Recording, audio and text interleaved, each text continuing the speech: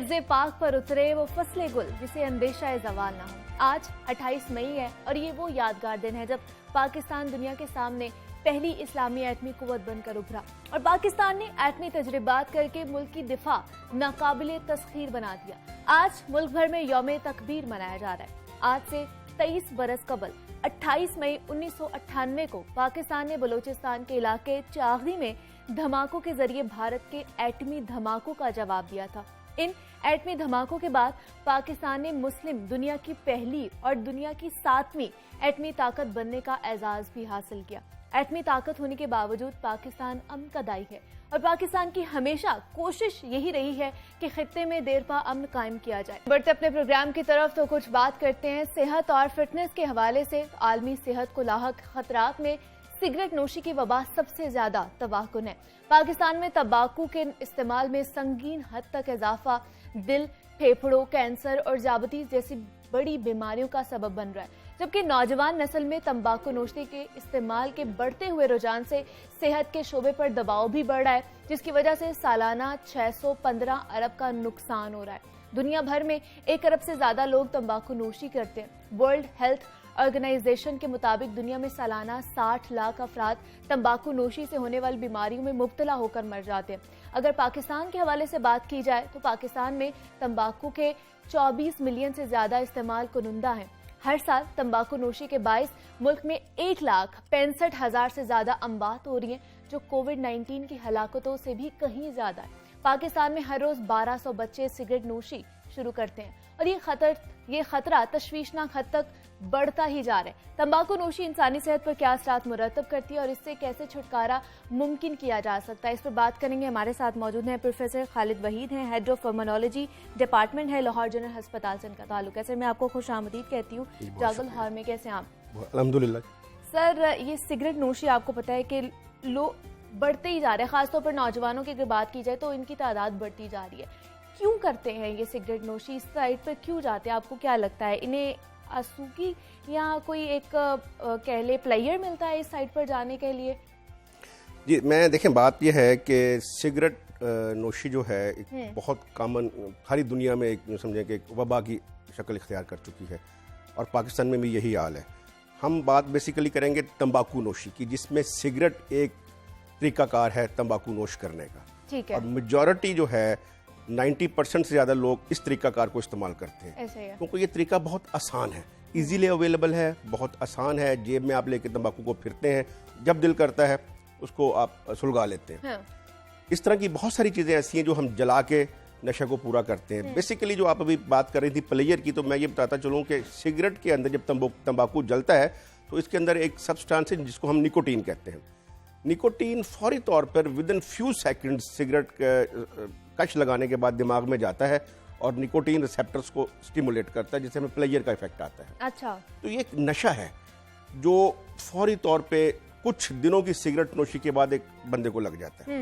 उसमें यह है कि अब जो वजूहात हैं, इसकी सोशल वजूहात हैं, इसकी बायोलॉजिकल वजूहात हैं, इसकी और बहुत सारी सोशल खास तौर पे जो मैं कहूँगा, अगर पेरेंट्स सिगरेट पीते हैं या बच्चों ने रोल मॉडल देखा, अब तो हमने शुक्र अल्हम्दुलिल्लाह मीडिया पे बहुत पाबंदियां लग गई, लोग उनको देखकर, आपने पहले देखा होगा कि बड़े बड़े काम करते थे सिगरेट नोश दिखाते हुए, ऐसे ही है। तो ये चीज़ें ऐसी थी जो कंपेल करती हैं लोगों को। तो एक ग्रुप में बैठे हुए दोस्त सिगरेट पीते हैं तो दूसरे को कहते हैं, और सिर्फ जैसा मैंने भी कहा कि 3 से 4 या 5 सिगरेट या 3 से 4 दिन सिगरेट पीने से वो नशा बन जाता है, तो फिर वो तलब होती है।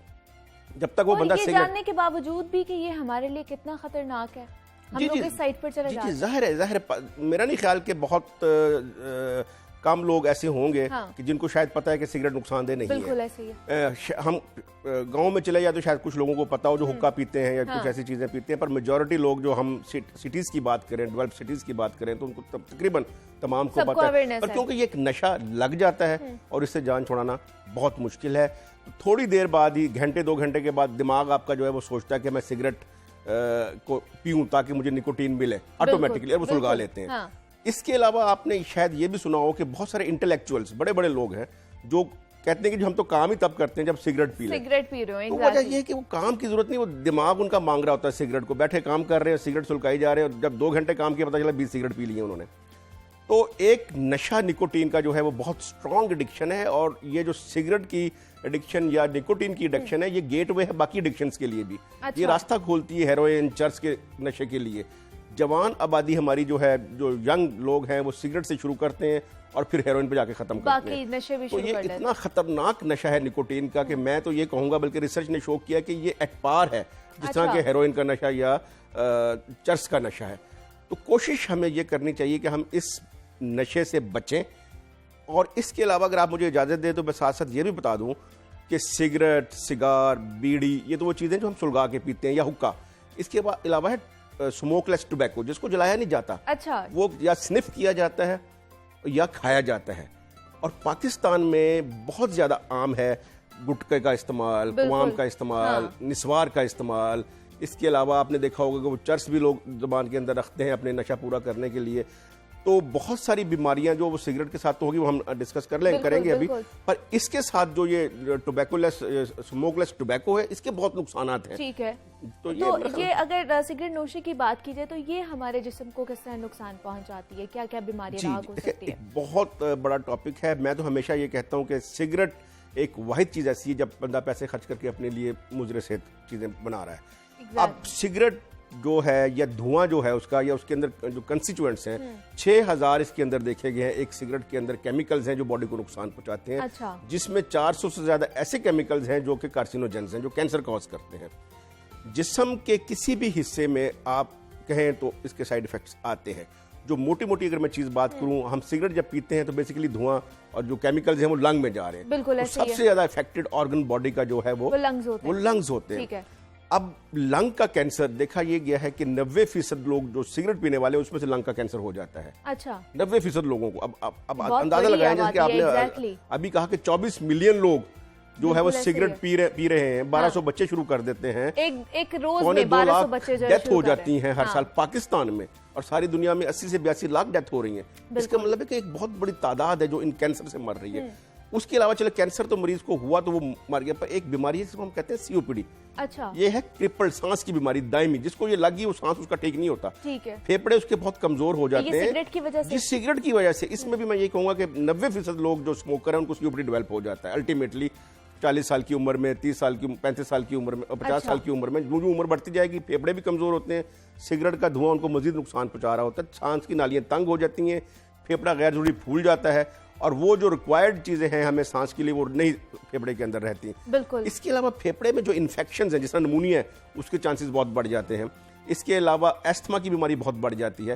इसके अलावा अगर मैं कोरोना की बात करूं, हाँ जी। अब पिछले दिनों में ये देखा गया कि जिन लोगों ने सिगरेट पी, बहुत सारी स्टडीज वैसे ऐसी आई कि जो कोरोना फायदेमंद सिगरेट ऐसा हरगिज नहीं है, वो ये समझ रहे थे हमें नहीं होगा। शुरू में ये हुआ, बट अल्टीमेटली ये है कि चांसेस जिस तरह इन्फेक्शन के बढ़ते हैं, इस तरह ही सिगरेट पीने वालों में कोरोना भी बहुत कॉमनली देखा गया। अच्छा, ठीक है। सिगरेट मेरा ख्याल है कि ऐसी चीज है कि जो नुकसान ही पहुंचाती है। अब अगर हम दिल की तरफ आए तो 25% बीमारियां हम बचा सकते हैं सिगरेट ना पीने की वजह से। दिल की, ठीक है, हार्ट अटैक का होना, हार्ट का फेल हो जाना, ये बहुत कॉमन उन लोगों में है जो सिगरेट पीते हैं। ठीक है। इसके अलावा जो मैं खतरनाक बात बता दूं कि एजिंग प्रोसेस, स्मोकर में एजिंग बड़ी रैपिडली होती है, उम्र बड़ी रैपिडली बढ़ती है। तो 40 साल का बंदा 50 साल का लगना शुरू हो जाता है, झुर्रियां पड़ जाती हैं चेहरे पे। आपने देखा होगा दांत कितने गंदे होते हैं लोगों के, खाने का जायका खत्म हो जाता है, टेस्ट बड्स खत्म हो जाते हैं, और उसको खाने का पता ही नहीं चलता। हम लोगों को, कुछ लोग खुशकिस्मत जो सिगरेट छोड़ते हैं, बाद में कहते हैं डॉक्टर साहब खांदा दे मजा होना है सानू। तो ये चीजें ऐसी हैं जो बिल्कुल ऊपर रखी हुई है। टेस्ट बड्स हैं, गले में है। फिर मैं अगर और फेफड़े के कैंसर से निकल आऊं, तो गले का कैंसर, गले का कैंसर, लेरिंग्स का कैंसर, आंतड़ियों का कैंसर, गुर्दे का कैंसर, मसाने का कैंसर, मतलब कौन सी चीज ऐसी नहीं है। ख्वातीन में अगर हम इसका इस्तेमाल करें तो ख्वातीन जो सिगरेट नहीं पीती, बदकिस्मती से उनके शोहर सिगरेट पीते हैं, तो उसको हम पैसिव स्मोकिंग कह रहे होते हैं। बिल्कुल। तो उनकी प्रेगनेंसी में जो उनके बच्चे हैं वो छोटे वजन के पैदा होते हैं। अच्छा। जल्दी पैदा हो जाते हैं। और जो ख्वातीन बदकिस्मती से खुद पीती हैं, उनके तो डिलीवरीज भी बहुत जल्दी हो जाती हैं, और बच्चे सारी उम्र बीमारी में मुब्तला रहते हैं। वो पैदाई तौर पे ऐसा होगा जिसका फेफड़ा कमजोर है। तो मतलब बेशबहा इसके नुकसानात हैं, कॉम्प्लिकेशंस ही हैं। अच्छी चीज नहीं। आप मुझे इजाजत दें एक सेकंड के लिए, तो मैं स्मोकलेस टोबैको की जो बात कर रहा था, उसके लिए अब हेड एंड नेक के कैंसर, यानी कि सर और जबड़े और गले का कैंसर, ये बहुत ये बताना भी चाहिए हमें लोगों को। फेफड़े का कैंसर तो फिर कुछ साल दे देते हैं। अच्छा। और ये जबड़े का कैंसर जो है विद इन 2 years, मौत वाक़या हो जाती है। अच्छा। और इसके अलावा जब इसकी सर्जरी की जाती है, यहाँ से गाल काट दिया, यहाँ से गाल काट दिया, जबड़ा काट दिया, इतनी डिसफिगरिंग होती है, चेहरा इतना खराब हो जाता है, इतना हौलनाक हो जाता है कि देखने को, और ये यंगर लोगों में है। आप चले जाएं, मैं सिंध की साइड पे खास तौर पे बहुत से लोग जो हैं वो गुटखा खा रहे हैं। बिल्कुल ऐसे ही। और गुटखे में एक चीज खास तौर पर बताऊं कि इसमें कूट के शीशा भर दिया जाता है ताकि जब वो चबाए तो खून की नालियों में जख्म बने और जल्दी जज़ब हो जाए निकोटीन। अच्छा। ठीक है, उसकी जाज़बियत को बढ़ाने के लिए। तो इतना नुकसानदेह है कि हम सोच भी नहीं सकते, और जब ये नशा लग गया तो फिर इससे जान छुड़ाना बहुत मुश्किल है। बहुत मुश्किल है, एग्जैक्टली। तो इसी वजह से हर साल नो टोबैको डे जो है 31 मई को मनाया जाता है, ताकि हम अपनी कौम को, अपनी आवाम को ये आगाही दे सकें कि सिगरेट तो शुरू ही नहीं करनी चाहिए, और अगर शुरू हुई तो हम जितनी जल्दी से छुटकारा हासिल कर लें तो बहुत बेहतर है। बिल्कुल ऐसे ही। और सर, जिस तरह आपने बताया सिगरेट नोशी से सबसे ज़्यादा जो है हमारे फेफड़े जो हैं वो इफेक्ट होते हैं, तो कितने अरसे में मुतासिर होना ये शुरू हो जाते हैं? जी देखिए, मैं जिस तरह अभी हम बात कर रहे थे, कुछ बीमारियां तो बहुत जल्दी हो जाती हैं। बिल्कुल विद इन 5 to 6 ईयर, जो जिस तरह के इन्फेक्शंस का बहुत ज़्यादा, इम्यूनिटी कम हो जाती है, बिल्कुल आपको इन्फेक्शंस कॉमन हो रही होती हैं, आपकी जो अंडरलाइंग डिजीज है, सपोज डायबिटीज अनकंट्रोल होना शुरू हो जाएगी। बट कुछ बीमारियां ऐसी हैं जो 15 से 20 साल लेती हैं जी। अच्छा। हाँ जी, बंदा शुरू करता है, usually cigarette smoking teen age में शुरू होती है जी, 15 से प्लेजर के लिए शुरू करते हैं, और फिर वो नशा हो गया, चलता जाता है। जिसने 15-20 साल की उम्र में सिगरेट शुरू कर दी तो 40 साल, जो कि जवानी की एज है, भरपूर जवानी की एज है, उसमें आके बीमारियां शुरू हो जाती हैं, सांस की बीमारियां शुरू हो जाती हैं, दायमी खांसी लग जाती है। तो 15 से 20 साल का अरसा चाहिए लंग में कैंसर कॉज करने के लिए, और सीओपीडी जो कि खतरनाक बीमारी है उसको कॉज करने के लिए। ठीक है। तो जितनी जल्दी जो मरीज, जो बंदा सिगरेट शुरू करता है, उतनी जल्दी वो बीमार हो जाता है। ठीक है। तो कोशिश तो यही होनी चाहिए कि हमारा मैसेज ये होना चाहिए, मीडिया का बहुत अहम रोल है इसमें, कि सिगरेट या कोई और चीज जिसमें तंबाकू शामिल है उसको हरगिज इस्तेमाल ना किया जाए। और अगर किसी ने शुरू कर दिया हुआ और हमारी बातें वो सुन रहा है तो उसको फौरी तौर पर चाहिए कि इसको छोड़े। और इस दफा की थीम भी जो है WHO की, वो quit to commit, commit to quit. ठीक है। यानी कि आप तहिया करें, प्लेज करें, वादा करें अपने आप से कि हमने सिगरेट को फौरी तौर पर छोड़ना, ताकि इन मूजी बीमारियों से, जो कि आप नजर भी आ रहा है हमें, उससे हम बच सके। बिल्कुल ऐसे ही है सर, जहाँ पे नौजवान सिगरेट पी रहे हैं, वहाँ पर दूसरी जानिब नौजवानों ने शीशा भी पीना शुरू कर दिया है, ये कह के कि ये इतना ज्यादा नुकसानदेह नहीं है। तो अब वो छोड़ के अब इस साइड पर आ गए हैं जो ज्यादा खतरनाक है। जी, बहुत बदकिस्मती है जी हमारी। फ्लेवर्ड स्मोकिंग के नाम से बड़ा मशहूर किया जा रहा था जी कि इसमें फ्लेवर्ड है, और इसका सबसे बड़ा नुकसान ये कि ग्रुप्स की सूरत में लोग पीते हैं। बच्चे चले जाते हैं कैफेज में और वहाँ पीते हैं। गवर्नमेंट ने काफ़ी एक्शन लिया है पिछले 1-2 सालों में, और काफ़ी कैफे इस शीशा के लिहाज से बंद भी हुए हैं। और मेरा ख्याल है कि बाकी भी हमें एक्शंस लेने चाहिए, क्योंकि लॉ तो मौजूद है। 2002 में लाहौर हाई कोर्ट का एक गवर्नमेंट ऑफ पाकिस्तान की तरफ से भी लॉ लाया है कि भी पब्लिक प्लेसेस पे सिगरेट स्मोकिंग की बिल्कुल इजाजत नहीं, पर हमने देखा कि लोग सिगरेट पी रहे हैं। एग्जैक्टली। तो प्रॉब्लम अब यह है कि इम्प्लीमेंटेशन, अगर हम सख्ती से उन कानून पर अमल करवा लें जो कि ऑलरेडी मौजूद हैं, तो इंशाल्लाह मुझे कभी उम्मीद है कि हम इस मुजी आदत, जो कि जानलेवा आदत है, इससे हम बच सकते हैं और अपने बच्चों को और अपने बहुत सारे फैमिली के लोगों को बचा सकते हैं। लेकिन सर, हमने यहाँ पे देखा है बहुत से लोग इसको तर्क करने की भी कोशिश करते हैं, सिगरेट से जान छुड़वाने की भी कोशिश करते हैं, रिहैब सेंटर में भी जाते हैं कि शायद हम इसको कुछ अरसे तक खत्म करके वापस आ जाए, लेकिन जो ही वो वापस आते हैं दोबारा उसी साइड पर चले जाते हैं। जी, बात यही है ना कि बहुत खुशकिस्मत वो लोग हैं जो कोशिश कर रहे हो। हाँ।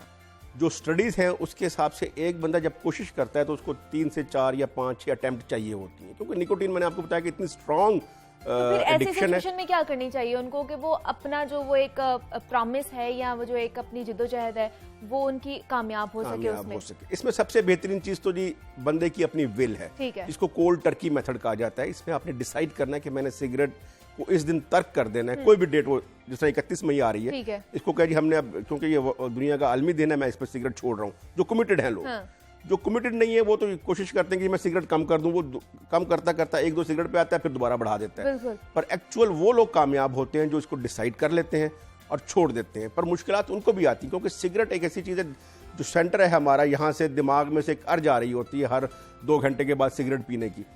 तो अगर हमने डिसाइड वाकई किया है कि हमने सिगरेट नहीं छोड़नी, अपना सिगरेट छोड़नी है, तो फिर तो हम इसमें कामयाब हो जाएंगे इंशाल्लाह ताला। और कुछ अद्वियात भी मौजूद हैं जिसकी हम हेल्प ले सकते हैं उन लोगों को जो इस तरीके से कामयाब ना हो। मतलब वो अपनी जो इस अर्ज को कम करना चाहते हैं वो अद्वियात का इस्तेमाल। निकोटीन रिप्लेसमेंट थेरेपीज अवेलेबल हैं, है। पर मेरी गुजारिश यही हो कि हमें उस अद्वियात पे ना जाना पड़े। अगर हम अपने विल के हिसाब से, स्ट्रॉन्ग डिसीजन के हिसाब से फैसला कर लेंगे हमने सिगरेट छोड़नी है, तो मेजॉरिटी लोग कामयाब हो जाते हैं। पर अगर किसी वजह से वो कामयाब नहीं हो रहा, तो वो कंसल्टेंट से रजू करे। पल्मोनोलॉजिस्ट के पास दवाइयाँ मौजूद होती हैं, बाजार में अवेलेबल दवाइयाँ, उसको तरीकाकार, बड़ी अच्छी अच्छी दवाइयाँ मौजूद हैं और उनसे हेल्प ली जा सकती है। और हम इंशाल्लाह दवाइयाँ इस तरह की लिखते हैं कि जिससे वो कामयाबी हासिल की जा सके। ठीक है, और इस जो खतरनाक लत है इससे भी छुटकारा पाया जा सकता है। हम देखते हैं सर, कुछ लोग जब ये सिगरेट नोशी शुरू करते हैं तो उनकी जो सेहत है वो बहुत जल्दी डाउन होना शुरू हो जाती है, इफेक्ट होना शुरू हो जाती है। और वहीं पे दूसरी जानिब बहुत से ऐसे भी लोग हैं जिनकी अरसा तक खराब ही नहीं होती। तो क्या पड़ता है इसमें, क्या फ़र्क है? कि बात तो ये है कि अगर तो किसी को सिगरेट पीने से कोई प्रॉब्लम जल्दी शुरू हो गया है, बॉडी का रिस्पांस हर एक का डिफरेंट है जी। ठीक है। बहुत सारे लोग तो ऐसे भी हैं, आपने देखे होंगे, जो कहते हैं जी हमें तो 80 साल से उम्र हो गई, हम पता नहीं कब से सिगरेट पी रहे हैं, उनको कुछ भी नहीं हुआ। वो जवाब देते हैं कि देखिए अगर हमने 70 साल सिगरेट पी, हमें कुछ नहीं हुआ। तो कुछ जेनेटिकली लोग ऐसे भी होते हैं जिनको शायद, बहुत थोड़े लोग हैं जिनको शायद सिगरेट स्मोकिंग से फर्क ना पड़े। इस तरह ही बॉडी के रिस्पांस के हिसाब से कुछ लोगों को फौरी तौर पर इफेक्ट होता है और उनकी सेहत डाउन होना शुरू हो जाती है, मे बी 2-3-4 सालों में। बट यूजुअली जो यंग लोग शुरू करते हैं वो प्लेयर के तौर पे शुरू करते हैं और उनको पता है कि जी हम सेहतमंद हैं, अल्लाह की नेमत उनके पास है, उनको परवाह नहीं कि आने वाले 15 सालों में 20 सालों में क्या होने वाला है। तो बेसिकली हमें नॉलेज देना है अपनी आवाम को कि अभी तो आप ठीक रहेंगे, सिगरेट शुरू किया आपने, पर आने वाले 5 सालों में, 6 सालों में आपको मुख्तलिफ बीमारियां लग सकती हैं जो आपकी सेहत को डाउन करेंगी, और कुछ बीमारियां ऐसी भी हैं जो कि मुस्तकिल तौर पर आपको क्रिपल्ड बना देंगी। ठीक है। और सर, जब हम इसको तर्क कर देते हैं बहुत से लोग, जब तो उनका जिस्म जो है, हमारा जिस्म कितनी देर बाद इसके जो मुज़रे सेहत असरात हैं उससे निकलना शुरू हो जाता है? जी, इसमें भी यह देखा गया है कि मुख्तलिफ किस्म की बीमारियों का रिस्पांस मुख्तलिफ है। मतलब सिगरेट अगर किसी ने छोड़ी है तो उसके 2 से 3 सालों में उसकी जो स्किन की कलरिंग है वो बेहतर होना शुरू हो जाती है, उसके होंठ जो काले हुए थे वो बेहतर होना शुरू हो जाते हैं। 5 सालों में उसकी हार्ट की रफ्तार बेहतर होना शुरू हो जाती है। हार्ट अटैक के 5 सालों के बाद चांसेस कम होना शुरू हो जाते हैं। 10 साल अगर उसने छोड़ी रखी है तो इसका बहुत अच्छा ग्राफ मौजूद है कि अगर किसी ने 50 साल की उम्र में सिगरेट छोड़ दी तो उसकी लाइफ 70 साल पे चली जाएगी, और अगर किसी ने 60 साल की उम्र छोड़ी तो उस पर 80 साल पे चली जाएगी। बाकायदा जो फेफड़ों की बीमारियां हैं, अगर हम छोड़ दें तो 10 से 15 साल में वो बेहतर होना शुरू हो जाता है। अगर उसको कोई बीमारी नहीं हुई, अगर खुदा ना खासा उसको बीमारी हो चुकी है, वो तो एक दफ़ा बीमारी हो गई तो फिर तो बड़ा मसला हो जाएगा। जैसे सीओपीडी की मैंने बात की, सीओपीडी प्रोग्रेसिव बीमारी है जो कि मुसलसल साल लग जाती है और वो दायमी तौर पर उसको मरीज को क्रिपल्ड करती जाती है। अगर किसी को लंग कैंसर हो गया एक दफा तो वो हो गया, जबड़े का कैंसर हो गया तो फिर प्रॉब्लम है। एग्जैक्टली। इस तरह की कुछ चीजें हैं जो हमें ध्यान में और सर, जहाँ पे स्मोकिंग करते हैं वहाँ पे पैसिव स्मोकर्स भी होते हैं, तो वो उनके लिए, क्योंकि वो पी तो नहीं रहे लेकिन बहुत से लोग होते हैं उनके घर में, फैमिली में जहाँ बैठे होते हैं वो लोग स्मोकिंग कर रहे होते हैं, तो वो कितना इससे इफेक्ट हो रहे होते हैं? जी, ये भी एक बहुत बड़ा इशू है जी, पैसिव स्मोकिंग या थर्ड हैंड स्मोकिंग हम इसको कहते हैं। इसमें ख़ास तौर पे ये चीज़ देखें आपके, जिस तरह भी आपने बताया कि 80 लाख लोग सालाना मरते हैं, तो इसमें से 10 से 12 लाख लोग वो होते हैं जो पैसिव स्मोकिंग की वजह से मर जाते हैं। अच्छा। अब जो पैसिव स्मोकिंग है, मैं तो उसको कहूँगा कि इसमें वो धुआं जो कि सिगरेट पीने वाला छोड़ रहा है और जो साइड से सिगरेट से जल रहा है, सिगरेट जलती भी तो रहती है ना, तो ये दोनों मिक्स होके तो उनको जा रहे हैं कि जो पैसिव स्मोकिंग सामने बैठा है फैमिली में, तो इनके ऑलमोस्ट नुकसानात वही है जो एक्टिव स्मोकिंग के हैं। अच्छा। जी, quantity of smoke, quantity of chemicals and carcinogens उतनी ही मिकदार में बंदे में जा रहे होते हैं जो कि एक्टिव स्मोकिंग कर रहा है। पर ऑफ कोर्स एक एक्टिव स्मोकर और पैसिव स्मोकर में फ़र्क है। जिस तरह हमें बात की ख्वातीन में, जिनके हस्बैंड स्मोक करते हैं और ख्वातीन स्मोक नहीं करती और वो साथ बैठी हैं, वक्त गुजार रही हैं, तो धुआं तो उनके अंदर जा रहा है। ऐसे ही है। इसकी भी बहुत सारी रिसर्च आई हुई है जी कि आप अगर एक बंदा सिगरेट नहीं पीता और उसके घर में एक आदमी 10 सिगरेट पी रहा है तो खामा खा 2 सिगरेट वो पी लेता है, तो आप रोज के 2 सिगरेट ना पीने के बावजूद 2 सिगरेट पी रहे हैं, तो आप इसको कैलकुलेट करते जाएं साल हर साल में, फिर वो बीमारियां इस तरह पैसिव स्मोकिंग से बढ़ती जाती हैं। मतलब ये जो स्मोकिंग है ये दोनों के लिए, एक्टिव स्मोकर्स के लिए भी और पैसिव स्मोकर्स के लिए, दोनों के लिए खतरनाक है।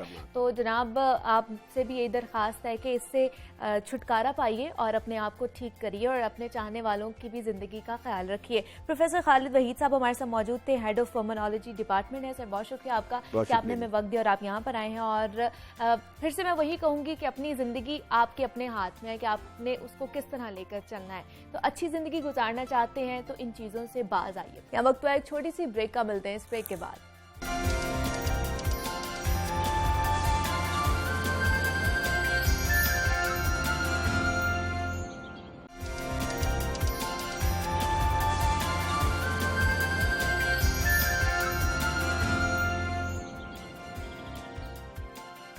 वेलकम बैक टू जागो लाहौर। अब कुछ बात करते हैं सोशल मीडिया के हवाले से। तो सोशल मीडिया इस कदर ताकतवर मीडियम बन चुका है कि दुनिया के किसी कोने में मौजूद शख्स से आपकी मुलाकात करवा सकता है और आपको आपके खानदान के साथ रहते हुए भी उनसे दूर कर सकता है। सोशल मीडिया एक ऐसी लत बन चुका है जिसमें बच्चों से लेकर बूढ़ों तक सब गिरफ्तार है। दुनिया की कमोबेश 30% आबादी यानी लगभग 1.25 अरब लोग इस वक्त सोशल मीडिया से मुंसलिक है। इस जदीद दौर में जहां हर चीज तेजी से स्क्रीन का हिस्सा बनती जा रही है, वहीं जज्बात, एहसासात और ख्यालात भी बरकी सफात का हिस्सा बनते जा रहे हैं।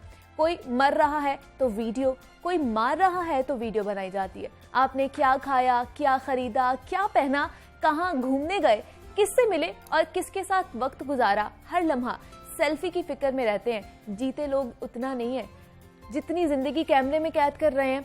कितने लाइक्स मिले हैं, कितने कमेंट्स मिले हैं, कितने शेयर्स की गिनती में उलझकर अपनी असल कीमत को फरामोश कर बैठते हैं। आज का नौजवान जो इंटरनेट के जरिए पूरी दुनिया से मुंसलिक है, वो दूसरों की खुशहाली और अपनी ज़बोहाली देखकर एहसास कमतरी का शिकार हो जाता है, जिससे उसकी फ्रस्ट्रेशन में इजाफा हो जाता है। ना सिर्फ आम लोग बल्कि नामवर सेलिब्रिटीज भी ज्यादा लाइक्स और व्यूज की ना खत्म होने वाली दौड़ में शामिल होते जा रहे हैं। क्या वाकई सोशल मीडिया फ्रस्ट्रेशन की एक वजह बनता जा रहा है? इस पर बात करेंगे। हमारे साथ मौजूद है कुरतुलैन अली हैं, सोशल एक्टिविस्ट हैं। कुरतुलैन, मैं आपको खुश आमदीद कहती हूँ जागो लाहौर में। कैसी हैं आप? कुरतुलैन, हम देख रहे हैं कि सोशल मीडिया एक बहुत ही ज़्यादा हमारी समझ लें लाइफ का हिस्सा बन चुका है। एक दिलचस्प चीज़ भी है, लेकिन हम इससे इतने फैंटेसाइज क्यों होते जा रहे हैं? मतलब हमें अपना भी ख्याल नहीं रहता, ना हमें अपनी फैमिलीज याद रहती हैं, ना हमें अपना काम याद रहता है। कहाँ पर मसला आ रहा है? आई थिंक एक बिल्कुल ही हमारी एडिक्शन इतनी ज़्यादा हो गई है, हम इतने ज़्यादा सोशल मीडिया के ऊपर इतने डिपेंडेंट हो गए हुए हैं कि पर्टिकुलरली अब इस दौर में, और कि कोविड के साथ तो ज़्यादा ही आगे से आगे जैसे टाइम जा रहा है, आप ये सोच ही नहीं सकते कि आप सोशल मीडिया से हट के रह सकते हैं। बिल्कुल। इवन आपका मतलब पहले कुछ टाइम पहले तक फेसबुक, ट्विटर वगैरह ये सारी चीज़ें जो होती थी ये एक पर्सनल लेवल पे देखी जाती थी कि आपके अपने इंटरेस्ट के लिए है, आपने अपने फ्रेंड्स के साथ इंटरेक्ट करना है, आपने ऐड कर लिया, किसी से नई मुलाकात हुई आपने फ़ौरन ऐड कर लिया। अब अगर आप देखें तो आपकी जो प्रोफेशनल लाइफ है उसमें भी इन सारी चीज़ों का, इन सारे प्लेटफॉर्म्स का अच्छा खासा अमल दखल है। तो अब तो आप सोचें कि आपने सोशल मीडिया कोई थोड़े दिन के लिए उससे गायब होना है या कोई डिटॉक्स का सीन है आपका, तो आप नहीं कर सकते, क्योंकि आप कैसे, आप अपनी पर्सनल लाइफ को तो शायद छोड़ सकते हैं लेकिन आप प्रोफेशनल को कैसे छोड़ेंगे? हाँ। तो इस वजह से ज़ाहिर है फिर उसके नेगेटिव इफेक्ट्स भी हैं। हाँ। कि आप इतने ज़्यादा डिपेंडेंट हुए हैं, उसकी वजह से डेफिनेटली आप बिल्कुल एक अल्टरनेट दुनिया में रहना शुरू कर देते हैं, एक अल्टरनेट रियलिटी में रहना शुरू कर देते हैं। और ज़ाहिर है फिर उस पर उसके नेगेटिव इफेक्ट्स होते हैं कि आप बहुत सारे लोगों को, पहले आप सिर्फ अपनी जो रियल लाइफ होती है उसमें लोगों को कंपेयर कर रहे होते हैं, अपना लाइफस्टाइल उनके साथ मैच करने की कोशिश कर रहे होते हैं, एक दौड़ होती है। हाँ। अब आपको पता है कि सारी दुनिया के साथ आपकी दौड़ है। बिल्कुल ऐसे ही। और हम देखते हैं जब हम सोशल मीडिया यूज कर रहे होते हैं तो एक वो बबल सा बन जाता है जिसमें हम रहते हैं, जिसमें हम लोगों के साथ अपने आप को कंपेयर करते हैं, अपना लाइफ विदाउट रियलाइजिंग कि वो रियल है कि नहीं, कपड़े किस तरह के पहने हैं, किस तरह रहन सहन, लाइफस्टाइल हमारा कैसा है। तो क्या इस चीज में हम लोग अपने आप को फ्रस्ट्रेट कर रहे हैं खुद ही से? इसी वजह से हम लोग डिप्रेशन और एंजाइटी का शिकार हो जाते हैं। ज़ाहिर है कंपैरिजन तो होता है ना। हाँ। मतलब आप एक रियल लाइफ में अगर आप देखें तो वो जैसे बच्चों को ही आप मार्क्स कंपेयर करना, और इस लेवल से हम स्टार्ट करते हैं तो हमारे माइंड में एक बन जाता है कि हमें अपने आप को दूसरे से कंपेयर करना ही करना है, और हम देखते रहते हैं दूसरे लोगों को, एक तरह से उनको आइडियल के तौर पे देखते हैं और फिर उनके हिसाब से अपना एक वो बार सेट कर लेते हैं कि अगर इसके पास ये चीज़ है तो शायद मुझे भी ऐसा ही करना है। और वो एक नेवर एंडिंग रेस होती है जिसका आप हिस्सा बन ही जाते हैं। हाँ। तो वो रियल लाइफ में जैसे बनते हैं वैसे ही आप जब आप सोशल मीडिया पे होते हैं तो आप किसी से भी इंटरेक्ट कर रहे हैं, उसमें आपको ये नहीं पता कि वो रियल लाइफ में आप शायद ये चीज़ नोटिस करेंगे कि किसी का जो सोशल स्टेटस है वो आपसे मैच करता है कि नहीं करता, किसी का एजुकेशनल बैकग्राउंड आपसे मैच करता है कि नहीं करता। सोशल मीडिया पे आप अपने आप को हर एक से कंपेयर कर रहे हैं विदाउट रियलाइजिंग कि अगले का बैकग्राउंड कितना डिफरेंट है आपसे। ये भी रियलाइज नहीं कर रहे कि वो अपनी रियल लाइफ वहाँ पर शो कर रहा है कि नहीं कर डेफिनेटली रहा। वो एक परफेक्शन हाँ। का एक बबल, जैसे आपने बबल की बात की, वो एक परफेक्शन का बबल बना हुआ होता है। हाँ। हम अक्सर औकात ये चीज़ भी खुद से रियलाइज नहीं करते कि जब हमने कोई चीज़ जो है वो सोशल मीडिया पे, जैसे कोई पिक्चर है, हाँ। कोई सेल्फी है, कुछ भी, Exactly. तो हम उससे पहले उसको कितना जो है वो उसकी हर तरह से उसकी फिनिशिंग करते हैं टू मेक श्योर कि वो परफेक्ट हो। हाँ। लेकिन जब हम किसी दूसरे को देखते हैं तो हमें लगता है ये तो असल लाइफ में इतना परफेक्ट हाँ। बिल्कुल ऐसे ही है, उसकी वजह से कंपैरिजन होता है बिल्कुल ऐसे ही। और इसी तरह हम देखते हैं कि नौजवान इस बात पर भी ज़्यादा कह लें कि जोर भी देते हैं या जिद भी करते हैं कि जो फैशन ट्रेंड सोशल मीडिया पर चल रहा है हमने उसी तरह का हर चीज़ करनी है। टिकटॉक की बातें कर लेते हैं या बाकी सोशल मीडिया ऐप्स की बात कर लेते हैं कि अगर टिकटॉक पे एक बंदे ने किसी एक गाने पे एक टिकटॉक बनाई है तो सभी उसी के पीछे चल पड़ते हैं कि ये ट्रेंड चल रहा है। तो क्या इस तरह हम अपनी पर्सनैलिटी नहीं छुपा रहे? हमारी पर्सनैलिटी पीछे रह जाती है कहीं? ऐसा है अगर आप, लेकिन आई थिंक इसमें ऐसा खाली हम सोशल मीडिया पे नहीं कह सकते। ये तो जब सोशल मीडिया नहीं था तब भी तो ट्रेंड्स इसी तरह बनते थे ना। जो फैशन ट्रेंड्स वगैरह थे वो भी अगर आप एक पर्टिकुलर डेकेड की बात करें तो उस डेकेड में हर एक वही काम कर रहा होता था। तो आप इसको स्पेसिफिकली सोशल मीडिया से लिंक करके या आप इसमें सारा ब्लेम जो है वो सोशल मीडिया पर डाल दें तो I think it's not fair.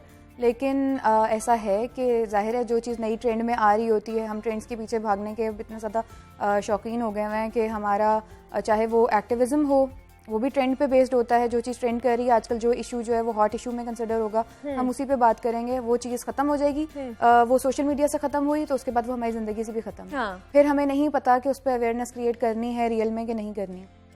इसी तरह से अगर आप फैशन की बात कर लें या किसी भी तरह के और ट्रेंड्स वगैरह, तो सारा कुछ ऐसे ही चल रहा है। बिल्कुल ऐसे ही है कि जो चीज़ ट्रेंड में है वो हर बंदा कर रहा है और जो वंस इट गोज अवे तो फिर सारे भूल जाते हैं। तो हम लोग स्टेटस कॉन्शियस भी तो बहुत ज़्यादा हो गए हैं, जिसकी वजह से हम ब्यूटी कॉन्शियस भी बहुत ज़्यादा हैं कि हमें हर चीज़ ही परफेक्शन में चाहिए। बिल्कुल, लेकिन फिर इसमें भी सोशल मीडिया का आप 100% ब्लेम नहीं कर सकते। अच्छा, क्योंकि सोशल मीडिया नहीं था तो क्या ब्यूटी स्टैंडर्ड्स नहीं थे? क्या ये सारे जो परफेक्शन के स्टैंडर्ड्स हैं आपके, वैसे किसी भी तरह से सोशल लाइफ में आप अपनी देख लें तो क्या ये सारे को सोशल मीडिया से पहले नहीं थे? तो हाँ, वो चीज़ थोड़ी सी एम्पलीफाई भी हो गई है। अगेन उसका रीजन ये है ज़्यादा हाईलाइट होना सोशल मीडिया हाईलाइट होना शुरू हो गई है। और दूसरा ये कि एम्पलीफाई इस वजह से हो गई है क्योंकि जैसे मैंने पहले कहा कि आप दुनिया में बैठे हुए कहीं पे भी किसी भी इंसान से आप उसका लाइफस्टाइल देख रहे हैं। आप YouTube के ऊपर एक किसी पर्टिकुलर यूट्यूबर को फॉलो करना शुरू कर दें, आप सोशल इस पे इंस्टाग्राम वगैरह के ऊपर आप अपना कोई इन्फ्लुएंसर, कोई ब्लॉगर को फॉलो करना शुरू कर दें। अब वो कोई अमेरिका में भी बैठा हुआ है ना, आप उसका लाइफस्टाइल पूरा देख रहे हैं। यहाँ बैठा हुआ इंसान ये नहीं रियलाइज करेगा कि उसका स्टैंडर्ड ऑफ लाइफ कितना डिफरेंट है। बिल्कुल एग्जैक्टली। तो आप उससे मैच नहीं कर सकते, आप कभी भी उसके साथ अपने आप को कंपेयर नहीं कर सकते।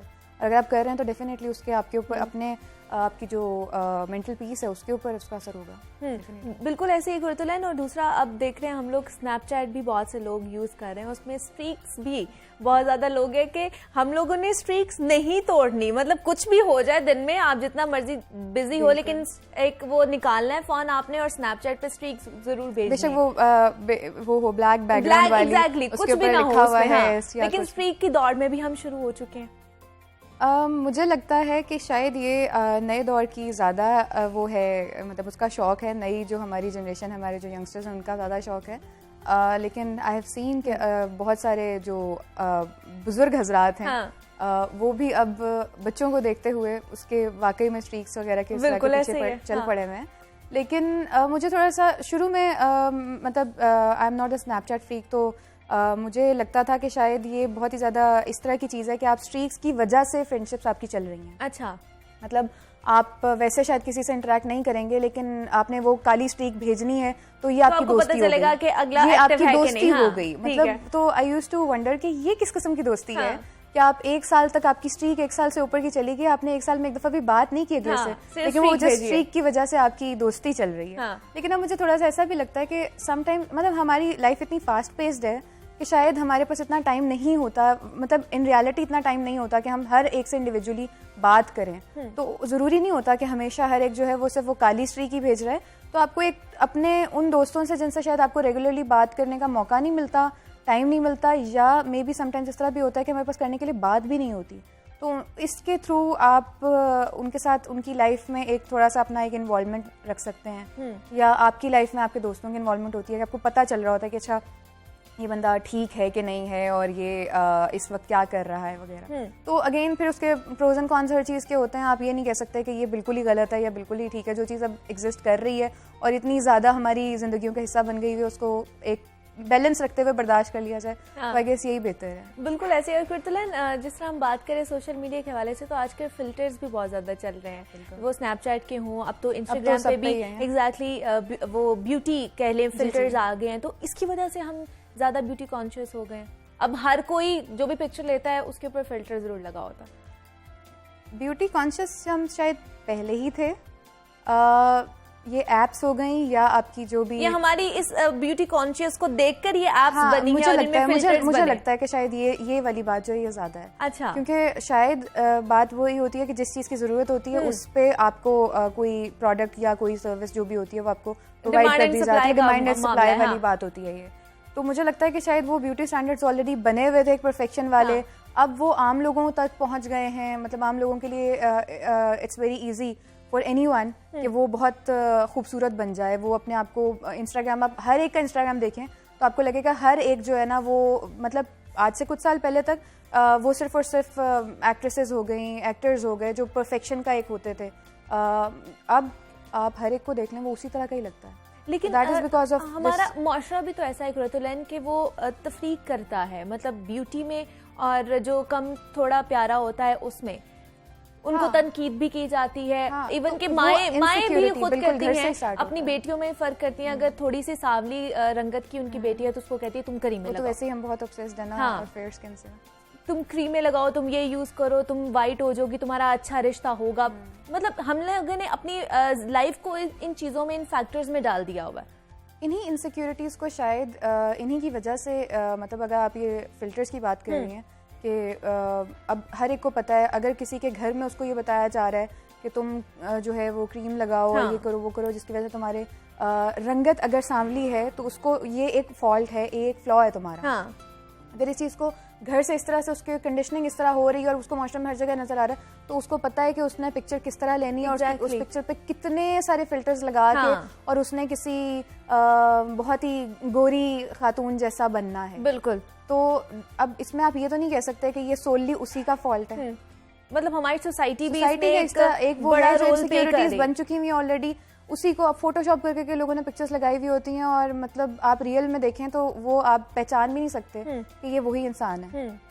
तो ये बेसिकली ये तो यही है ना कि जो एक कंडीशनिंग हुई हुई है, इनसिक्योरिटीज हैं, उन्हीं को आप इसको एक्सप्लॉयटेशन कह लें या इसको उसके ऊपर काम करना, डिमांड एंड सप्लाई वाली बात कर लें। बिल्कुल। और कुरतुलैन, आपने इन्फ्लुएंसर्स की और ब्लॉगर्स की भी बात की है तो हमने देखा है कि अब सोशल मीडिया पे बहुत ज़्यादा इनकी भी दौड़ शुरू हुई हुई है। बहुत से लोग इनको भी फॉलो करते हैं, इनको देखकर अपना लाइफस्टाइल चेंज करने की कोशिश करते हैं।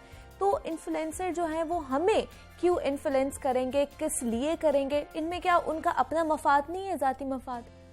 अपना मफाद होता है डेफिनेटली, क्योंकि अगर आप सिर्फ यही देख लें कि अब हर तरह का प्लेटफॉर्म जो है वो मोनेटाइजेशन की तरफ जा रहा है, तो आप ये तो नहीं सोच सकते कि अगर कोई कंटेंट क्रिएट कर रहा है या अगर कोई इवन पिक्चर्स लगा रहे हैं, मतलब लोग अपने घर की पिक्चर लगा दी, अपनी पिक्चर लगा दी, अपनी सेल्फी लगा दी, उसके ऊपर लाइक्स आ रहे हैं, एक छोटी सी स्टोरी बना के लगा दी, यूट्यूब के ऊपर एक वीडियो लगा दी, तो उसमें मोनेटाइजेशन हो रही है, उनको कुछ मिल रहा है तो वो कर रहे हैं ना। एग्जैक्टली। अब उसमें मतलब अभी मैंने कल परसों कहीं पढ़ा था कि पहले हमें रिक्वेस्ट करते हैं कि हमें फॉलो कर लो, फिर जब सेलिब्रिटी बन जाते हैं तो हमें कहते हैं कि हम फैंस हैं। अच्छा। तो आई थिंक ये सही बात है कि शुरू में आप रिक्वेस्ट कर रहे होते हैं अपने फ्रेंड्स को, अपने हर एक को कि जी मेरा चैनल सब्सक्राइब करें, मेरा पेज लाइक करें, और जब हो जाता है और उसके बाद फिर फॉलोअर्स खरीदने का जो आजकल ट्रेंड है कि फॉलोअर्स जो हैं वो आपके इंस्टा के हों, फेसबुक पे पेज के लिए हो गए, और हर तरह के प्लेटफॉर्म के ऊपर आप पैसे दें और उसके बाद आप फॉलोअर्स खरीद लें। बिल्कुल। तो वो लगेगा तो यही कि इसके इतने हज़ार में फॉलोअर्स हैं, लेकिन उसकी वाकई में एंगेजमेंट होती है कि नहीं होती है, आपके पेज के ऊपर वाकई में लोग आ रहे हैं कि नहीं आ रहे, वो इस चीज़ को डिटरमिन करेगा कि वाकई में कोई आपकी बात से, जो आप बात कर रहे हो उससे कोई इन्फ्लुएंस हो सकता है कि नहीं हो सकता। लेकिन कुरतुलैन, आपको नहीं लगता ये जो ब्लॉगर्स हैं या इन्फ्लुएंसर्स हैं, इनकी भी एक जिम्मेदारी बनती है, क्योंकि बहुत से लोग इनको फॉलो कर रहे होते हैं, जब उनके पीआर आते हैं या उनको गिफ्ट्स वगैरह आते हैं पैकेजेस में, तो वो हर अगर बुरी चीज़ है उसको भी अच्छा करके दिखाते हैं कि नहीं ये भी अच्छी चीज़ है, तो उनको भी अपनी जिम्मेदारी अच्छे तरीके से निभानी चाहिए। जो बुरी है उसको बुरा कहें, जो अच्छा है उसको अच्छा कहें। डेफिनेटली ये एक अगर आप फेयरनेस की बात करें तो ऐसे ही होना चाहिए कि अगर आप रिव्यू कर रहे हैं, और ऐसे बहुत सारे ब्लॉगर्स और इन्फ्लुएंसर्स हैं ऐसे जो वाकई में पीआर नहीं लेते। अच्छा। जो आप अगर उनको कोई फ्रीबीज वगैरह भेजने की कोशिश करें तो वो नहीं लेते, और अगर लेते हैं तो उसका वो ऑनेस्ट रिव्यू ही देते हैं। लेकिन मेजॉरिटी अब ट्रेंड इसी तरह का बन गया हुआ है कि आपने पीआर भेज दिया, आपने इवन पे कर दिया, अगर आपने गिफ्ट नहीं भेजा और आपने इसे पेमेंट कर दी है तो भी वो आपका रिव्यू कर देंगे, और वो रिव्यू जो है वो बहुत अच्छा ही होगा। तो डेफिनेटली अब कोई आम इंसान देख रहा है तो वो तो यही सोचेगा कि अगर ये पर्टिकुलर इन्फ्लुएंसर या ब्लॉगर जो है वो इस बात को जो है वो मतलब इसने इसका बहुत अच्छा रिव्यू दिया हुआ है तो डेफिनेटली मुझे इस चीज़ को ख़रीद लेना चाहिए। तो वो ख़रीदेगा तो वो अच्छा नहीं मिलेगा उसको।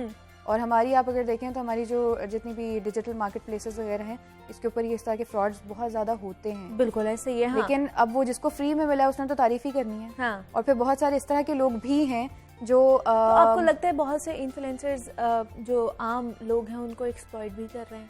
बिल्कुल कर रहे हैं क्योंकि I have personally seen a lot of bloggers influencers, मतलब आई डोंट कंसिडर देम कि वो वाकई में इन्फ्लुएंसर्स हैं, लेकिन ऐसे हैं बहुत सारे लोग जिनको मैंने देखा है कि जो रिक्वेस्ट कर रहे होते हैं जगह जगह के मुझे प्लीज़ गिफ्ट भेजें, मुझे PR भेजें, मुझे कोई चीज़ डिस्काउंट दे दें, फ्री दे दें, मैं रिव्यू कर दूंगी या रिव्यू कर दूंगा। तो अगर इस तरह से आप जिससे चीज़ खरीदें, आप स्मॉल बिजनेसेस हैं उनके बेचारों के अपने पास पहले बजट का इशू होगा, वो उसमें करके मजबूरी में या जिस तरह से मर्जी शौक में आके कोई काम शुरू करता है। और अब मतलब जिस तरह की हमारी इकोनॉमी है उसमें कोई भी बिजनेस स्टार्ट करना it's a very difficult task. बिल्कुल। और इस तरह की सिचुएशन में अगर आप के पास 15 लोग आ जाते हैं जो आपसे मुफ्त में कोई चीज़ लेके और फिर रिव्यू करेंगे तो डेफिनेटली उसका नुकसान उसको भी होगा। हाँ। और जो खरीदना चाह रहा है उसको कंज्यूमर को भी होगा, क्योंकि कंज्यूमर जो वो आपको देखेगा कि आपने तो तारीफ कर दी। हाँ। अब आपने तारीफ इसलिए की हुई होगी क्योंकि वो चीज़ आपको एग्जैक्टली फ्री में मिल गया। और तो दोनों तरह से एक्सप्लॉयटेशन। बिल्कुल ऐसे ही है, हर कोई अपने अपने मफाद के लिए काम कर रहा है, ये कह सकते हैं। कुर्रतुलैन अली हमारे साथ मौजूद थी, सोशल एक्टिविस्ट हैं। कुर्रतुलैन बहुत शुक्रिया आपका कि आपने हमें वक्त दिया और आप यहाँ पर आई हैं। और आपसे भी यही कहूँगी कि जनाब जो सोशल मीडिया है वो हमारी ज़िंदगी का एक हिस्सा है, ज़िंदगी नहीं है। आप बहुत सी चीज़ें सोशल मीडिया पर शेयर कर सकते हैं लेकिन अपनी ज़िंदगी शेयर नहीं कर सकते, उसको अपनी ज़िंदगी ना बनाइए, ना ही समझिए। यहाँ वक्त एक छोटी सी ब्रेक का मिलते हैं, इस ब्रेक के बाद।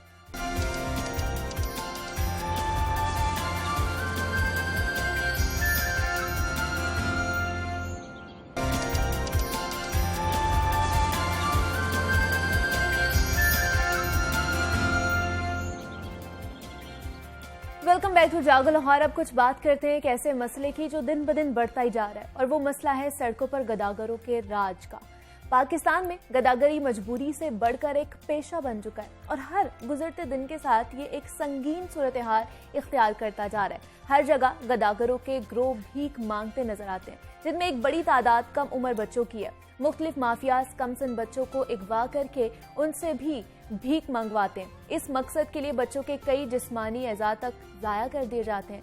सड़कों पर भीख मांगने कमसन बच्चों की बढ़ती तादाद के पेश नज़र चाइल्ड प्रोटेक्शन ब्यूरो का ग्रैंड रेस्क्यू ऑपरेशन शुरू कर दिया गया है। इंसदादे गदागरी मुहिम के लिए 3 रेस्क्यू टीमें तश्कील दी गई हैं।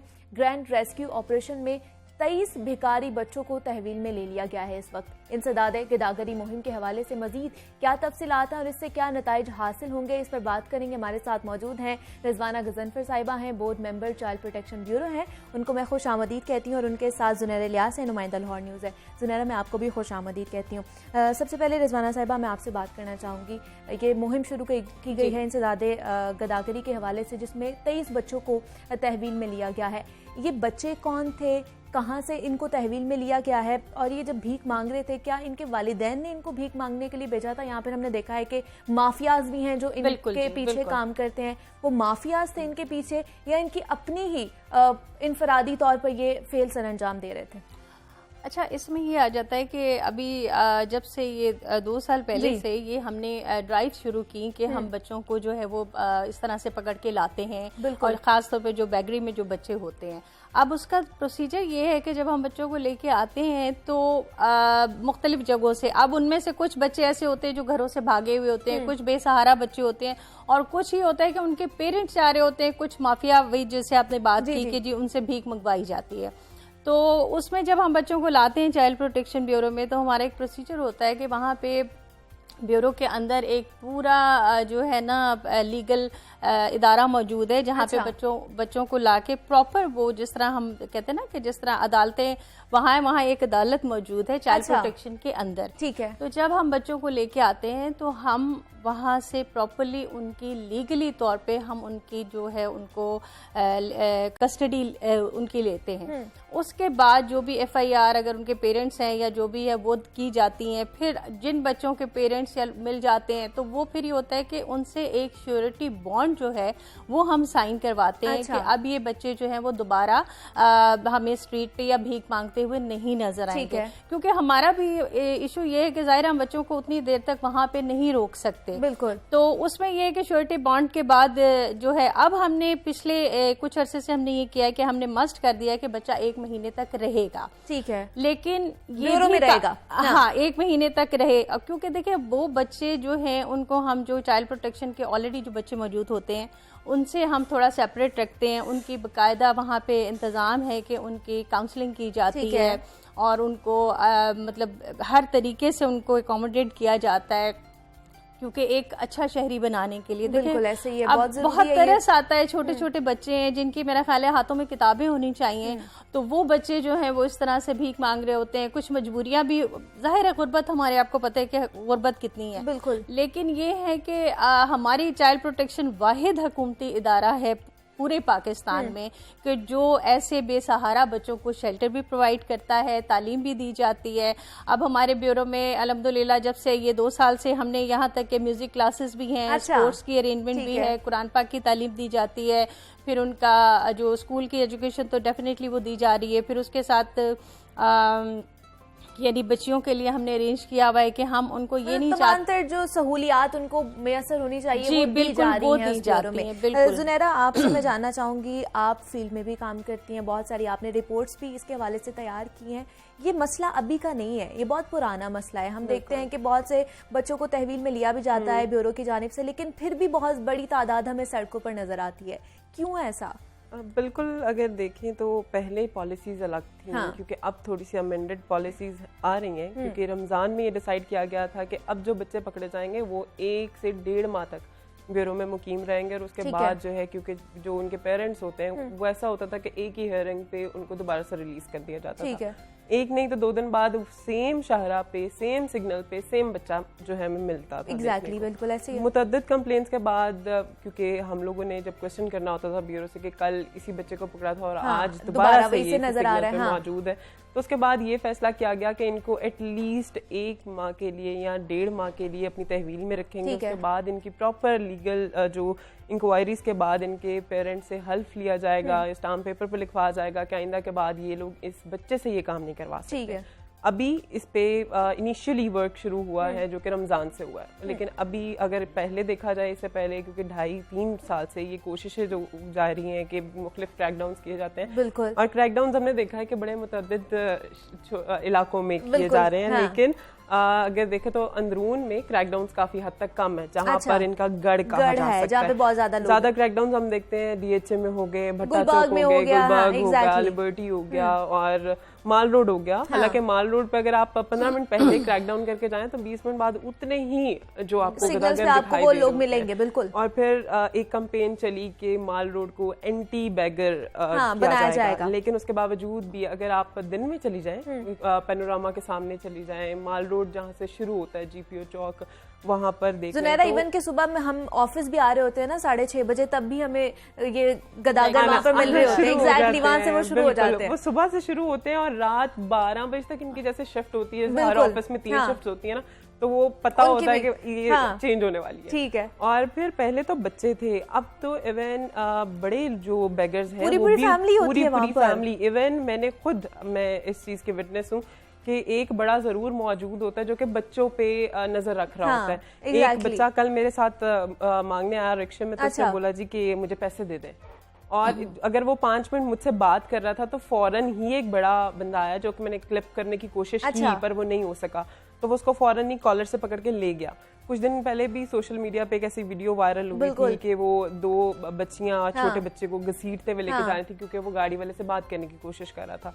तो इनको सिखाया जाता है कि आपने किसी को बताना नहीं है, क्योंकि बहुत सारे ऐसे बच्चे जो कि फोर्सली ये काम कर रहे हैं, वो अपनी मर्जी से नहीं कर रहे हैं, जिसमें चाइल्ड प्रोटेक्शन ब्यूरो का बहुत इंपॉर्टेंट रोल होना चाहिए। और अभी तक जो पॉलिसी बनाई गई है, पहले भी ये कहा गया था पिछले रमजान में कि जो बच्चे पकड़े जाएंगे उनके पेरेंट्स पे FIR लॉन्च होगी, पर आई थिंक कि अभी तक सिर्फ 50 से 60 रूटीन में होता है। और एक चीज मैं ऐड करना चाहूंगी कि अब इसके ऊपर हम चाह रहे हैं, हम एक लेजिस्लेशन लाना चाह रहे हैं। अच्छा, ताकि हम जो हमारा जो फोकस है, हम ये चाहते हैं कि जो भी चाइल्ड प्रोटेक्शन में बच्चा आता है ना, उसको हम सब जेल करार देते, ताकि वो बच्चा मैट्रिक कम अज कम वो वहाँ पे जिससे होता है ना कि जब बच्चे हमने ले लिए हैं तो हमें जाहिर है लेजिस्लेशन होगी तो हम ये इस पे आगे कर सकेंगे, प्रोसीड कर सकेंगे। हाँ। तो ये है कि हम ये चाह रहे हैं कि फिर बच्चा वहीं तक रहे और कम से कम मैट्रिक के बाद वो बच्चा जो है वो बाहर की दुनिया में जाए, क्योंकि जाहिर है उसकी ग्रूमिंग के लिए हम टाइम चाहिए। बिल्कुल। 1 महीने में कुछ बच्चे हैं जो चाइल्ड प्रोटेक्शन के हालात देख के चाहते हैं कि हम स्टे करें, लेकिन कुछ हैं वो फिर वापस उसी आजाद दुनिया में जाना चाहते हैं। एक चीज और कि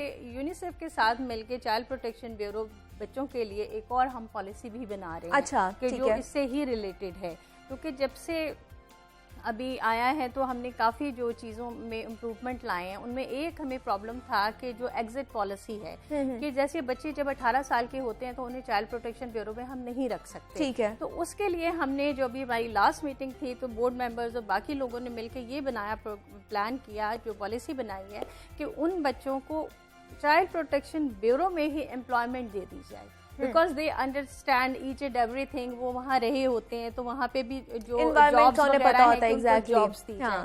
फिर उनको टेक्निकली भी हम ऐसे कोर्सेज करवाते हैं, जैसे लड़कियों के लिए पार्लर का या थोड़ा सा कढ़ाई सिलाई का, मतलब वो हुनरमंद बने कि जब वो यहाँ से निकलें तो कुछ ना कुछ उन्होंने सीखा हो। एग्जैक्टली जिस तरह रिजवाना जी जुनैरा ने भी हाईलाइट किया है चीज के माफियाज इनके पीछे, और हमें पता है कि सरपरस्ती से ही ये चीजें आगे चलती हैं। तो क्या उन माफियाज के खिलाफ भी कार्रवाई होती है जो इनसे काम ले रहे होते हैं, क्योंकि ये कानूनन एक जुर्म है कि कम उम्र बच्चों से हम लोग काम करवा रहे हैं। जी, अभी हमारा जो लास्ट 6 मंथ पहले ये गार्डन टाउन में हमने एक बहुत बड़ी ड्राइव की थी, जिसमें हमने 250 बच्चे जो है मुख्तलिफ जगहों से, यानी लाहौर के मुख्तलिफ एरिया से हमने लिए थे। उसमें हमारा एनकाउंटर हुआ था एक माफिया से। अच्छा। और उसमें हमारे लोगों को भी बहुत थ्रेट किया गया। फिर इकबाल टाउन में वो लोग थे, फिर इकबाल टाउन में जाके वहाँ पे उनके खिलाफ FIR करवाई गई और काफ़ी मतलब वो उसका लंबा वो सिलसिला चला। तो ऐसे भी वो ऐसा बहुत होता है कि उस वहाँ पे बाकायदा वो एक काफ़ी सिचुएशन खराब हो गई थी। हाँ। दोनों साइडों से फिर वो रिएक्शन आ रहा था। दोनों साइडों से रिएक्शन आया। और मैं आपको बताऊं कि ये तो हम भी जानते हैं कि सुबह वैगनें आती हैं और वो जगह जगह पे उनको छोड़ देते हैं और वो लोग वहीं पे फिर रहे होते हैं। अगर आप देखें, आप कोई बच्चा भीख मांगता है, अगर आप उससे बात करना चाहेंगे वो आपसे बात नहीं करेगा। और या फिर इधर उधर से कोई आके उसको ले जाएगा। तो ये तो मेरा बहुत एक्सपीरियंस रहा है कि अगर कई दफा होता है कि बच्चे से बात किए, चलो तुम्हें स्कूल में दाखिल करवा दें या कुछ उसके लिए करना चाहे, तो वो फौरन वो भाग जाते हैं, जवाब नहीं देते। अच्छा, तो ये वो काम है कि देखें इसमें बहुत, अब आपको मैं एक बताऊं, दिस इज़ वेरी अनफॉर्चुनेट कि 10 लाख बच्चे जो हैं वो हमारे स्ट्रीट चिल्ड्रन जो हैं, 10 लाख बच्चे। अब देखें, चाइल्ड प्रोटेक्शन ब्यूरो अकोमोडेट अभी हमारे पास था 1000 से ज़्यादा, यानी तकरीबन 1200-1300 बच्चे हैं। हमारे 8 चाइल्ड प्रोटेक्शन ब्यूरो है पंजाब में। ठीक है। तो 8 अभी डिस्ट्रिक्ट में 8 ब्यूरो है, जो अल्हम्दुलिल्लाह अभी जो 13 नए ब्यूरोज का जो है वो कंस्ट्रक्शन हो रही है। 2 हमारे अभी इनाग्रेशन होने वाली है, फैसलाबाद, और एक उसके अलावा अभी जो हमारी CM से मीटिंग हुई थी उसमें ये हुआ है कि अब इंशाल्लाह जितने भी डिस्ट्रिक्ट हैं वो सारे डिस्ट्रिक्ट्स में हम ये ब्यूरोज बनाएंगे, बिकॉज हमें बहुत ज़रूरत है। एग्जैक्टली, बिल्कुल। हाँ, ताकि हमारा फ्यूचर है ये बच्चे। आज हम इनको पढ़ा के आम बच्चों की तरह उस लेवल पे लाना चाहते हैं, बिकॉज जाहिर है दे आर वेरी निगलेक्टेड। और जो है उसमें हर तरह के बच्चे, उसमें गुमशुदा बच्चे भी आ जाते हैं, उसमें वो भी बच्चे हैं। और कुछ बच्चे हैं कि वेरी अनफॉर्चुनेट कि लोग अपनी मैं क्या कहूँगी कि वो कौन सी माएँ होती हैं जो कूड़े के ढेर पे या इस तरह से भी बच्चे हमें मिलते हैं। फिर हम चाइल्ड प्रोटेक्शन ब्यूरो में मैं आपको बता दी जाऊँ कि अडॉप्शन का सिलसिला भी है हमारे पास। अभी तक हम पिछले 2 साल में तकरीबन 86 बच्चों की एडॉप्शन हो चुकी है। ठीक है। और उसके लिए भी बड़े हमने एक प्रॉपर रूल्स बनाए हुए हैं, जिसमें हमें ये है कि हमारा बच्चा सिक्योर रहे। तो हम एडॉप्शन से पहले एक प्रॉपर तरीके से उसके नाम पे ये होता है कि जी आप इतनी रकम जो है उसके नाम पे आप उसके अकाउंट में रखें, ये करें। मतलब हर तरह से हमारी कोशिश होती है कि जो बच्चों को हम दे रहे हैं तो उनको आगे कोई प्रॉब्लम ना आए। तो अडॉप्शन भी हो वहाँ पे, उसका सिलसिला भी है। मतलब ये जो अडॉप्शन का तजुर्बा आप बता रही हैं, ये एक्सपीरियंस अच्छा चल रहा है, कामयाब जा रहा है। बिल्कुल, इवन कि बाहर से ये सिर्फ कागजी हद तक अच्छा चल रहा है, क्योंकि पिछले मेरे पास स्टैटिस्टिक्स मौजूद है और ऐसी मुतअद्दिद फाइल्स कंप्लेंट्स के तौर पे मेरे पास पड़ी हैं, जिसमें लोग अडॉप्ट करना चाहते हैं पर चाइल्ड प्रोटेक्शन ब्यूरो की पॉलिसीज इतनी स्ट्रिक्ट हैं कि वो जरा सी भी लीनियंट नहीं होती हैं। अच्छा। और बीच में 2-3 ऐसी भी पॉलिसीज में पॉइंट्स हैं जो कि अनएक्सेप्टेबल भी हैं। ठीक है। अब देखें, अडॉप्शन हर किसी का हक है और मेरा ख्याल है कि इसको इजी करना चाहिए। हाँ, आप लोग फॉलो अप जरूर रखें कि आपका बच्चा सिक्योर है, सेफ है, नहीं है, लेकिन इसको आपको इजी रखना चाहिए, क्योंकि अगर जैसे कि मैडम ने बताया कि अब नए ब्यूरोज बन रहे हैं। हाँ। और अगर सिर्फ लाहौर के ब्यूरो की बात की जाए तो वहाँ की कैपेसिटी सिर्फ 350 बच्चों की है, जिसमें से आई थिंक हम लोग जब भी उनसे स्टैटिस्टिक्स मांगते हैं तो 320 बच्चे 330 बच्चे वहाँ पर होते हैं। ठीक है। अगर मजीद हम रेस्क्यू कर रहे हैं और जैसे कि मैडम कह रही है कि हम फ्यूचर ब्राइट करना चाहते हैं, तो हमारे पास इतनी अभी फैसिलिटीज नहीं है, हमारे पास एरिया नहीं है। तो हमें तो चाहिए कि अडॉप्शन को इजी करें ताकि जो लोग अडॉप्ट करना चाहते हैं, बहुत बहुत नीडी लोग हैं जो कि हर कोई क्यूरियस होता है माँ बाप बनने के लिए, अगर वो नहीं बनना नहीं बन सकते, क्योंकि मैडम अगर पिछले जनवरी से लेके मई तक का स्टैटिस्टिक्स उठाया जाए तो सिर्फ एक बच्चा अडॉप्ट हुआ, जबकि 3000 से ज्यादा फाइल्स आज भी आप लोग के ऑफिस में नहीं, वो बिल्कुल हैं। अभी बल्कि मेरी ही एक फ्रेंड है, उनकी उन्होंने वो अमेरिका से आई हैं, बच्चे को अडॉप्ट किया है और ले गई हैं। अब वो केस मैंने ही कहा था कि उनको ये था कि जरा जल्दी कर दें। नहीं, मैं अभी रिसेंटली की बात कर रही हूँ, रिसेंटली की। देखिए, हमने बच्चे को भी देखना होता है ना, कि अब बहुत सारे ऐसे केसेस होते हैं कि जिसमें लोगों ने अडॉप्ट किया, हमें नहीं पता कि वो कहाँ लेके जा रहे हैं, पता चला बच्चे को किसी और काम पे लगा दें, बच्ची अडॉप्ट की है, हमें क्या पता कि वो बच्चे को लेके गए अडॉप्शन के लिए। लेकिन तो उस हिसाब से जो है ना, उसके रूल्स इसलिए सख्त किए गए हैं कि देखिए हमारी सोसाइटी में हर तरह के लोग होते हैं। लोग गलत काम के लिए भी बच्चों की अडॉप्शन हुई है, या आगे उन्होंने कहीं बच्चे को बेच दिया है, कुछ कर दिया है, तो यहाँ से बच्चा लेके गए, आगे पता चला जी किसी को उन्होंने बेच दिया। फिर लेकिन तो इस वजह से रिजवाना जी, उसके पहले भी तो बहुत सारा प्रोसेस होता है, चेक किया जाता है कि कौन से जुनैरा कह रही है ना, एक पेपर पूरा तैयार किया जाता है। जैसे जुनैरा कह रही है ना कि बड़ी सख्त पॉलिसी है। अच्छा, मैं एक और चीज भी बताऊं कि जो बच्चा आप अडॉप्ट करते हैं उसके लिए ये भी एक है, आप चाहे वो मुश्किल आप समझ लो, चाहे जो कि जो पेरेंट्स लेके जाते हैं तो हर 6 माह के बाद एक दफा उन्हें चाइल्ड प्रोटेक्शन बच्चे को लेके आना होता है। बिल्कुल ऐसे ही है, ताकि पता चले कि बच्चा किस हालत में रह रहा है, कि बच्चा किस हालत में है, या अगर मतलब इस तरह से उनको पाबंद किया जाता है कि वो विजिट करते हैं। तो ये सारी जाहिर है वो हमने देखें दोनों साइड की बात है, हमने तो बच्चों के हिसाब से वो रखा है, और जाहिर है हम चाहते हैं कि ज़्यादा बच्चे अडॉप्ट हों, लेकिन कुछ चीज़ें आती हैं बीच में जो एक लॉ बना हुआ है, एक रूल बना हुआ है, तो वो उसको फॉलो तो लेकिन रिजवाना जी, इतने स्ट्रिक्ट लॉज भी नहीं होने चाहिए कि जो फैमिलीज अगर मिलना चाह रही हैं वो भी ना मिल सके। हम प्रोसीजर जानना चाह रहे हैं इसका, अगर बच्चे बहुत से लोग हमें देख भी रहे होंगे, अगर उन्हें अडॉप्ट करना है तो वो किस तरह इस प्रोसीजर से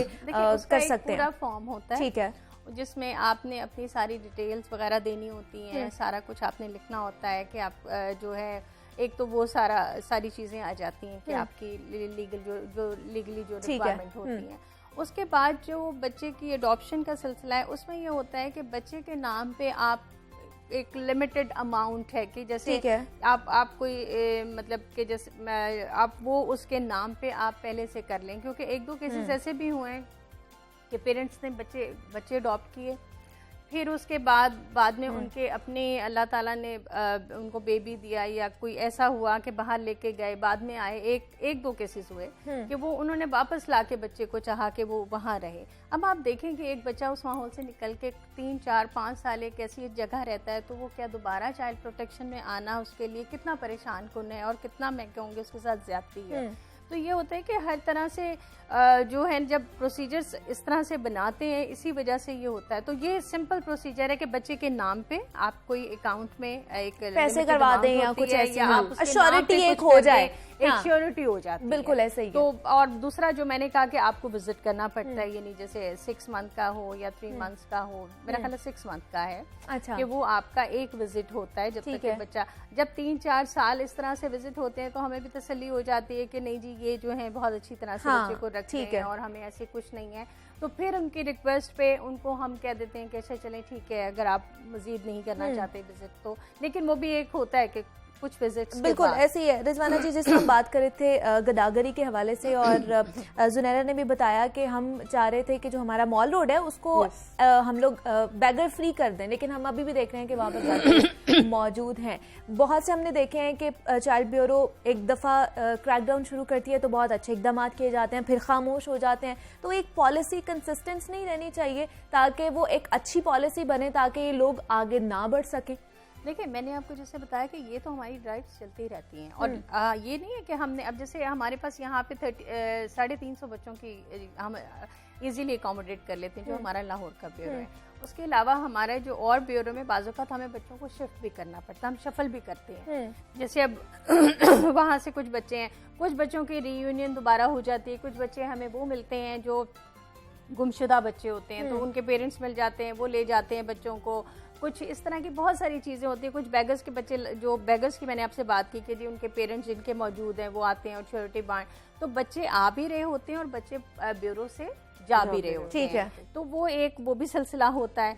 अब जिस तरह आपने बात की कि मुहिम, तो वो हमारी बहुत सारी ड्राइव्स हुई हैं, और आपने देखा होगा कि 2 साल में जगह हमने तकरीबन 181 हमने अवेयरनेस वॉक किए। पहले लोगों को नहीं पता था, लेकिन अब लोग जानते हैं कि चाइल्ड एक ऐसा इदारा मौजूद है जहाँ जैसे अब कितने केसेस होते हैं कि बच्चियों के साथ ज्यादती हुई है, बिल्कुल ऐसे ही है, बिल्कुल कुछ हाँ है। जी, तो हम अभी भी मेरे ख्याल से रिजवाना जी अवेयरनेस, मैं कहूँगी अगर आप को ऐसा कोई बच्चा मिले तो जो हमारी हेल्पलाइन है 1121 कंसल्ट करें, कॉल करें। ठीक है, जरूर ऐसे ही होना भी चाहिए। रिजवाना गजनफर हमारे साथ मौजूद थी, board member of child protection bureau है। मैडम, बहुत शुक्रिया आपका कि आपने वक्त दिया, और जुनैरा आपको भी बहुत शुक्रिया कि आप भी यहाँ पर आई हैं। और जनाब, हम गदागरी के हवाले से बात कर रहे थे, और चाइल्ड प्रोटेक्शन की जानिब से बहुत सारे इकदाम भी किए जा रहे हैं ताकि इन बच्चों को इस लत से बचाया जा सके, और उनको जो उनकी ज़िंदगी है उसमें कुछ शहरी या जो एक जिम्मेदार शहरी है वो बनाया जा सके। मुझे आपने इजाज़त देनी है, कल आपसे दोबारा मुलाकात होगी, तब तक के लिए अल्लाह हाफ़िज़।